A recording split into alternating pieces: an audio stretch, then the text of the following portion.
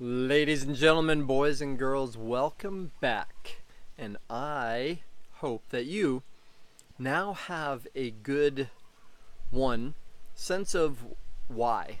Like, why do you want to have vibrant energy? Why do you want to have an abundance of energy? What are you going to do with it?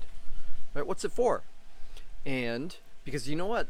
Truthfully, the rest of what I have to share, and it's plenty on how to work with the body, how to create, what depletes energy and what creates energy, that is completely secondary and I won't say meaningless, though. It has a lot less meaning for you if you don't really have a strong why for the energy. So what we've looked at so far is you've created a sense of, why do I want this energy for? What's my life purpose? What am I doing with it? And then two, what's my definition of vibrancy, of health, of energy? Right? Makes sense?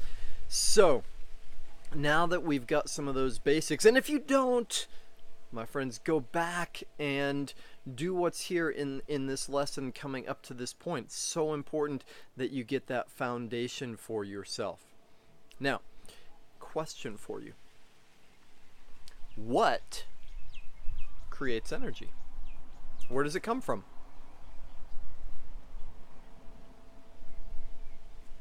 Good. Good. What else? Where else? What's another possibility? Yes, I'm seeing you sitting back. Stand up. Come on, get some energy going right now. Here's a clue. I've told you this somewhere before.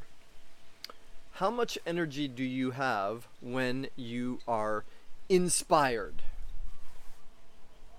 Right? When there's a new romance, when there's a project you're really into, how much energy does it matter? How much you sleep? Does it matter how much you eat? Right? You've been there. You had that experience where it's like when you are pumped up, when you're inspired about something, then there is infinite energy, right?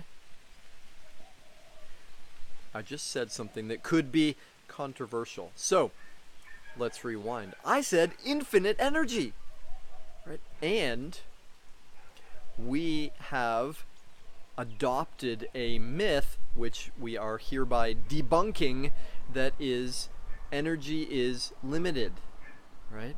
When it comes to love, do you feel like there's a limit on how much you can love? No, of course not, right? It's like the more that we love, the more love there is. The more love we receive. It's not a zero-sum game, it's an infinite game. And the same is true of energy, right? The more we have, and again, the more we have a reason for it, the more comes to us to have, right? It's not exhaustible. In fact, well, this is such a prevalent myth, in fact, that I will wager that if you didn't say it, you might have thought it. Where does energy come from? Caffeine, right? It's a multi-billion-dollar industry in the U.S. and the West, and well, the East now too, of energy drinks, right? It's not just enough coffee. We've got Red Bull, we've got this, we've got things spiked with that, we've got this thing over, right? And what does that do to us? Does it give us energy? Sorta, kinda. Short term, boosts our energy. Overall, long term, depletes it, right? Creates a crash effect. And I'm not saying, by the way, that caffeine is bad or that you shouldn't ever have caffeine. In fact, we'll talk about some of the benefits and ways of averting some of the problems of that as we go along. So, if caffeine was a response, great possibility. No. Where does energy come from? Food? Not really. No, and in fact, it depends, of course, on what we're eating and how we're eating and when we're eating and why we're eating. And more often than not, food takes away energy, right? And it's a way of taking available energy and sending it to the belly for digestion, which is one of the reasons that some of us have learned to overeat. Is it's a way of relaxing, because once the energy is all going to our belly, well, then we chill out a bit, right? We're not so much in the anxiety of things. Although some of us then get into feeling guilty about it. But that's another story. So, where does energy come from? I gave you a hint. The hint was the word inspiration. Inspire, what does that mean? Yes, it means breathe in. Yes, it means in spirit, right? Because spirit is infinite energy. Breath is one of the biggest keys here. So I'll take it a step back. Where does energy come from? Our cells, right? Trillions of them inside us, all working together or not, all as part of this overall environment that is fed by spirit primarily. Okay, so our cells are what produce energy. Now, where do cells get, how are they fed? What determines a cell health? It's really interesting experimentation done on this years ago, and what the result was is a determination clearly scientifically that cells can live indefinitely, right? And we believed that cells had a certain lifespan, and it's been shown that with proper conditions they actually can live indefinitely, which of course you may be realizing already bodes the question: if love is infinite, if energy is infinite, life, is it infinite? Or is that a massive myth that we have been sold, that actually we only get a certain number of years, right? And it's very interesting right now. We are on the edge, and there have been people playing with physical immortality as a concept and perhaps as a reality, though our Western minds, with their skepticism and fear of anything we don't understand, right, has a way of blocking out anything that doesn't fit that paradigm, right? Okay, so before I get too far afield, what have we got so far? You need a why.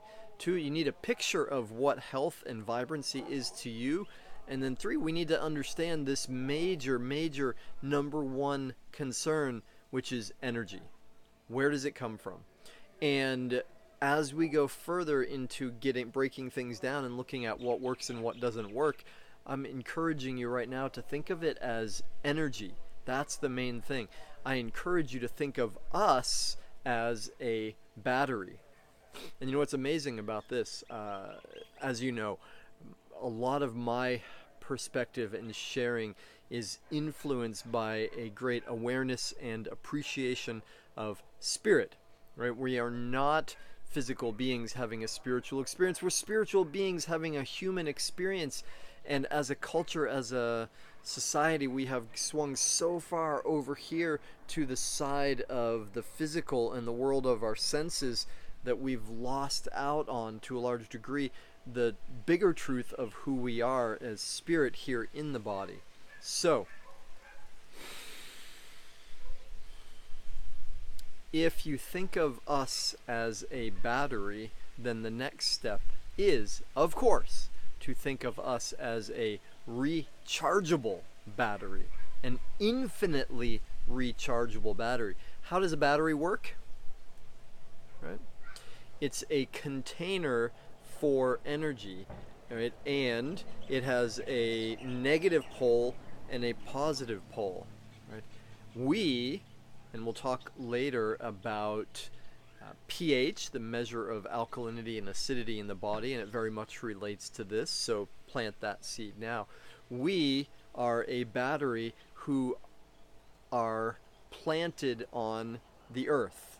One way or another, we are on the earth, which is positive or negative.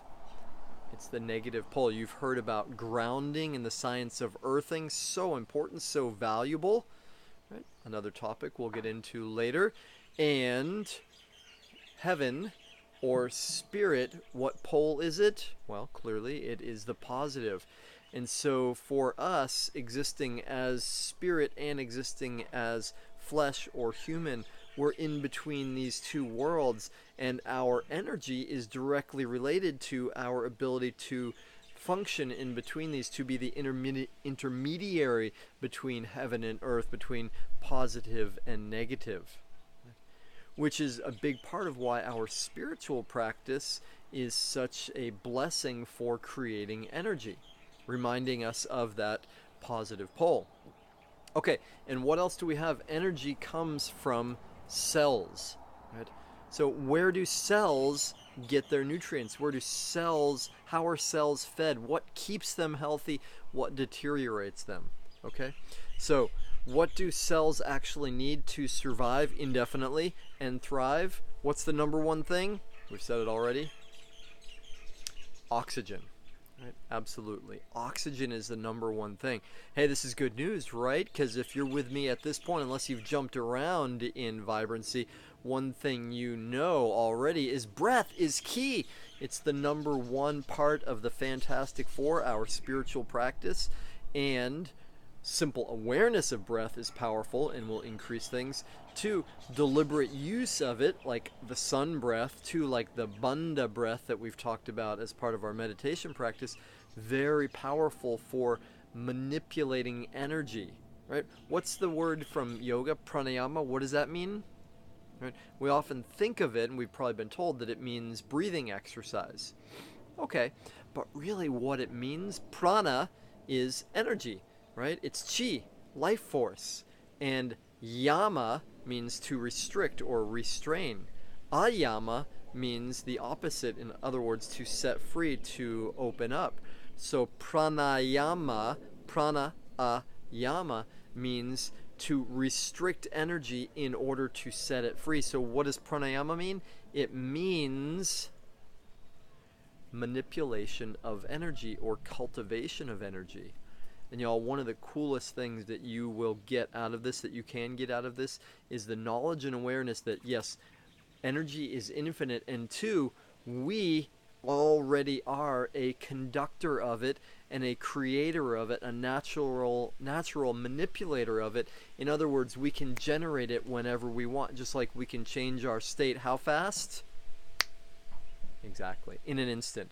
So the number one factor in health, the number one factor in energy, the number one factor in feeding cells what they need to survive and thrive is oxygen. And I submit for your mature spiritual awareness that it's actually something more than oxygen. As the ancients believed and said, that oxygen is the carrier, right? That's the physical form that science can understand and detect, and yet there is a spirit that is carried within the oxygen. It's the metaphor for it. What else does a cell need in order to survive, in order to thrive? Water, right? What happens to your car battery when it runs out of water, right? No ability to do what with the electrical impulses? No ability to conduct, right? Water is the medium that energy moves through, that electricity flows through. And why not? We might as well add in one more component here in your broad and perhaps new understanding of health and energy. We are electric. We are electrical systems. Simple, right? And when we are out of sorts, when we are cramped, when we are crimped, the electrical energy flows through us. How well? Not so well. Right? So, and that's a lot of what this, what most physical practices are. Again, another part of the Fantastic Four is ways of opening up the energetic body. That's what Tai Chi is about. That's what yoga is about. That's what acupuncture is about. Is when we have blockages in the energy, how to move those, how to open those so that the energy, the electricity flows through us. Okay. Water is the medium that allows it to flow. So, and here's an interesting thing. When it comes to caffeine, what's the biggest detriment to it, or one of the biggest detriments to it? It's extremely dehydrating. In other words, when we drink water, we tend to get sucked out, which is also, by the way, one of the main reasons that cooked food or dead food is not so helpful for us, is it doesn't have its natural water to it.